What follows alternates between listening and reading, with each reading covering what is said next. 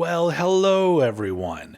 Welcome to another episode of Viewers Rule, the show where you, the viewers, decide what happens next. In case you're new to this, the way that this works is today's video was chosen from the comments of the last Viewers Rule video. So in the comments below this video, everybody put their requests for what they would like to see on the next Viewers Rule video, and I will choose something from this, whatever I feel like talking about. But this one, there was not one, but two comments in a row that I saw that had similar requests, and I thought, yeah, maybe I'll do that. The first comment was from Rabin Duram Jatin 7003. I mean, I did my best with that.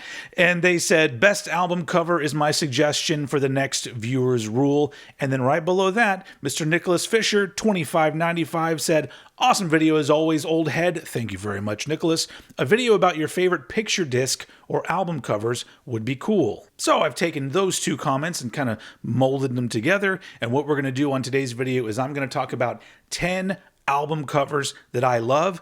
And then at the end, I'm going to throw in some picture discs. I don't have a lot of picture discs, but I have a few that I really like. So let's get started. Now, this is not my top 10 favorite album covers, although some of these would probably be on that list. These are just 10 album covers that I love that I decided I wanted to pull out and talk to you about. And I'm doing this in reverse alphabetical order. Why? Because that sounded good in my brain.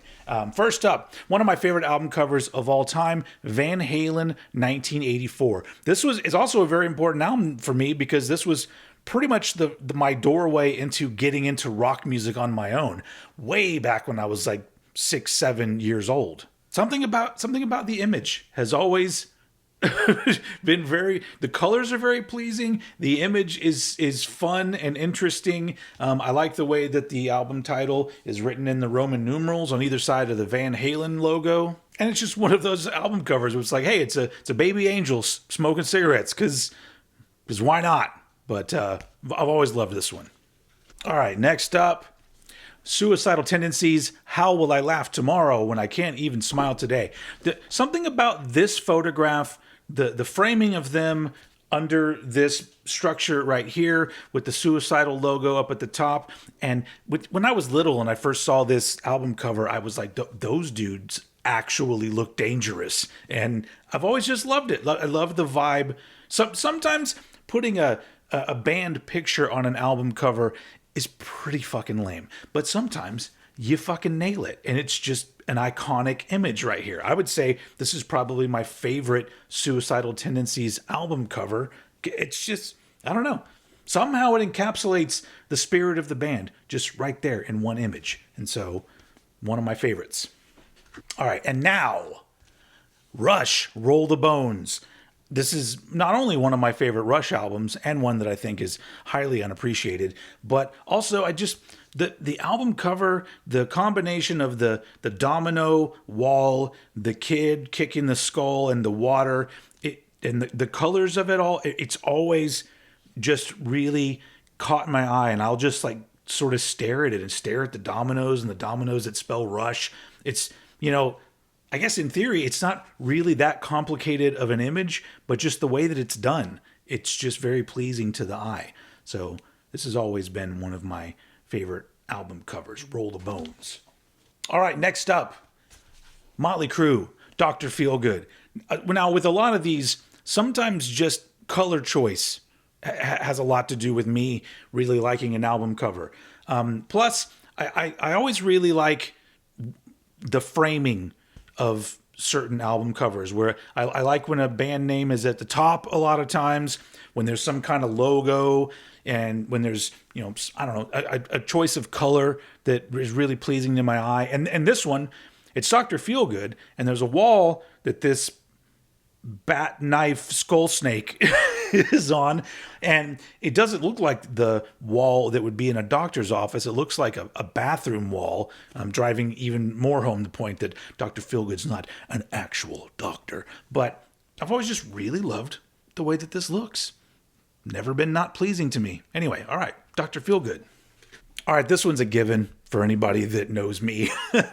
Ride the Lightning from Metallica. Once again, similar to the Dr. Feelgood. I really like the color choices here. And there's the big ass Metallica logo that probably one of the coolest looking Metallica logos on an album cover to me. And then you've got the electric chair and you've got the title, and it's everything just looks very pleasing. Plus you have the lightning that looks like it's an M, kind of, but it just, yeah, this is, my favorite album of all time. I don't know if this is my favorite album cover of all time, but by association, it might as well be. But yeah, the classic album cover, it just looks, everything about it just looks fucking great. It looks like a powerful album, and it is. Ride the Lightning. All right, we literally just talked about this last week on Cranked and Ranked. Kiss, Love Gun. Now, it was either going to be down to this one or the Crazy Nights album cover, which I also love. But in the end, when I was trying to choose one Kiss album cover, I'm like, yeah, this one's got to be there.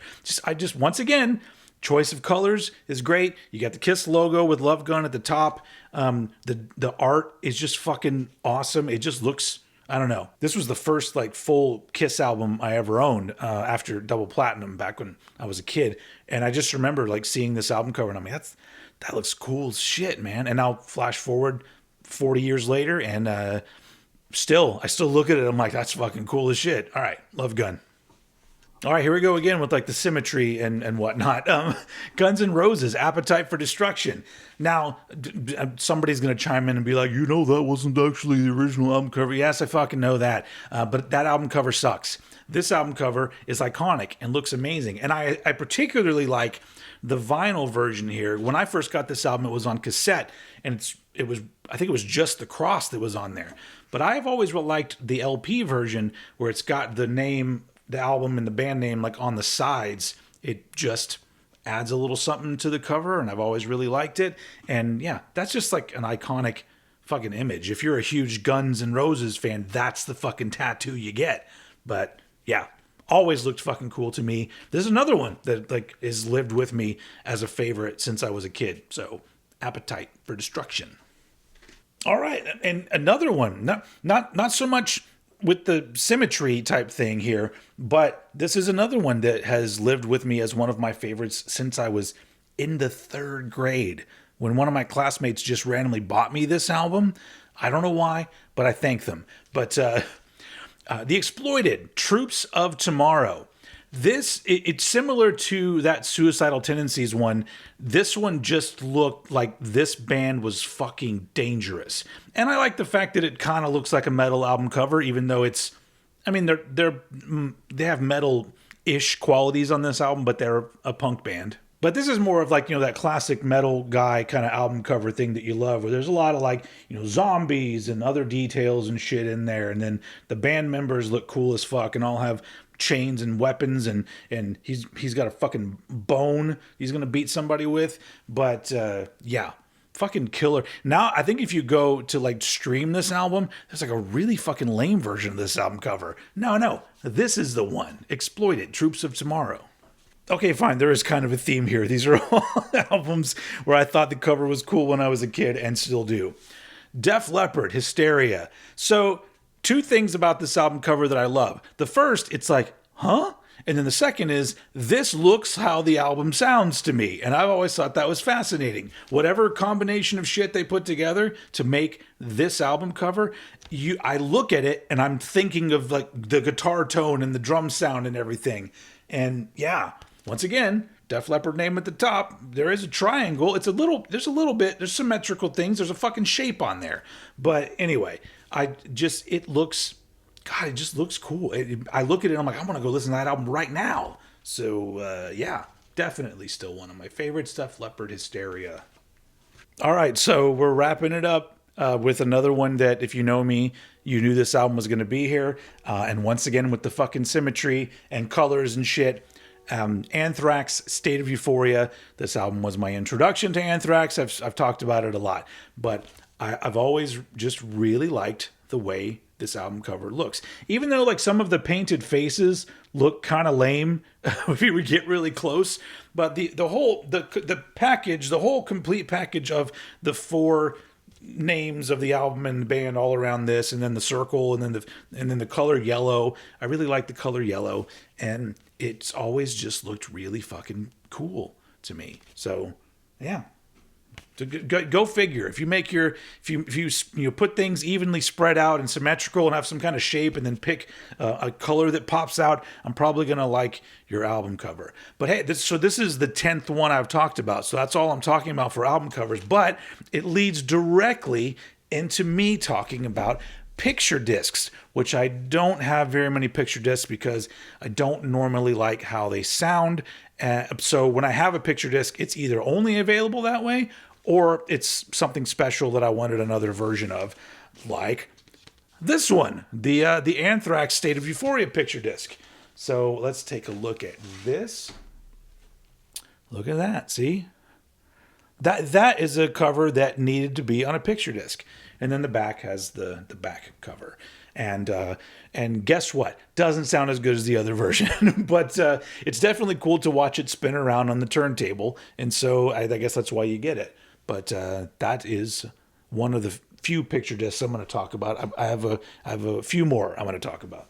Okay, up next we got a couple of interview picture discs, which interview CDs, picture discs back in the day were more of a big thing because you got to hear the person from the band that you liked talking and not just reading it in a magazine. Because remember, kids, there was no internet. Okay, Grandpa. But I really like this one right here. This one is from, around 88 or so, Lita Ford picture disc. Of course, I like it because it's got fucking Lita Ford on that just spins around on your turntable. And then the other side, there you go. It's got a cool action photo of Lita Ford. And yeah, I think this was probably when she was touring on Lita, I believe.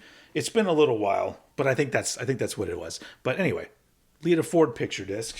And no, the interview quality is never good. It's always somebody's small tape recorder that they recorded it on, and sometimes you can barely hear what they're talking about, and then they just pressed it on a record. But at this point, they're cool collectibles for me. And up next, we got a Metallica interview picture disc. Okay, let's take a look at this one. Not quite as cool. The Metallica logo they put on there is pretty lame, but there's James on the front and then a closer James on the back. Are these both Chris Tetley interviews? I think they are. He's a British journalist or something like that did these interviews. And of course, this does have James on it, but if any of you have ever heard the old interview CDs and picture discs from back in the day, it's rarely ever James on it. It's going to be mostly Lars. In fact, I think this is mostly a Lars interview, and I think at the end of side B, there's a very short interview, and I think it's James and Kirk. I don't know. Anyway, obviously I don't listen to these a lot. I've listened to it once, but I'm a huge Metallica fan, so of course I'm going to get my hands on whatever I can, especially vinyl-wise. Picture disc wise, but so not a good quality interview by any stretch of the imagination, but a very cool collectible. Also, I'm pretty sure that interview was when they were on tour for Master of Puppets, I think. All right, this next one's more recent, and it was a twofer, but I love it. It's a double release picture disc of the two Power Trip albums. You got Nightmare Logic, which was their last album. And then on the back, you got Riley Gale, Rest in Power, 86 to 2020. I think they released these in 2022, I want to say.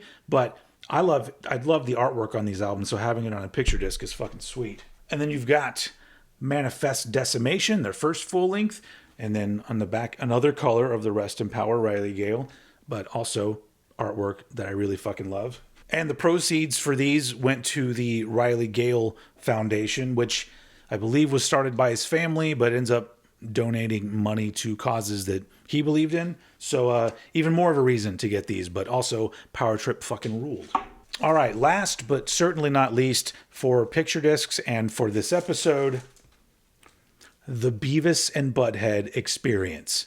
And great album cover there if you're into Beavis and Butthead. And they're in the dryer on the back, so that spins around. How fun is that? Also, I've just loved this compilation ever since it came out. What was it, 93? This one came out? And yeah, all sorts of great shit on it. Go check it out if you don't know. But that's the last picture disc I wanted to talk about. And obviously the only reason I own it like this is because this is the only way you can get it. This is the original pressing from 93, which was a picture disc. And then they did a repressing years later, also a picture disc. So as far as I know, that's the only way you can get it. So Beavis and Butthead experience. And this Viewers Rule experience is now over. So thank you very much to Rabin and Nicholas. Hopefully I'm getting your name right, Rabin. But either way, well, what do you expect me to think you were called? Anyway, so thank you very much for the suggestions. And like I said at the beginning of the video, in the comments down below, list whatever you would want me to talk about in the next episode of Viewers Rule, and I will pick the comment or comments that pops up and really makes me go, ooh, that would be fun. But thank you very much for keeping the comments coming and keeping this series going. I'll probably keep this series going as long as there's a good amount of comments or suggestions that actually like strike a chord with me. So keep at it, folks. You're doing a great job. Thank you for watching, and I will see you all again very soon.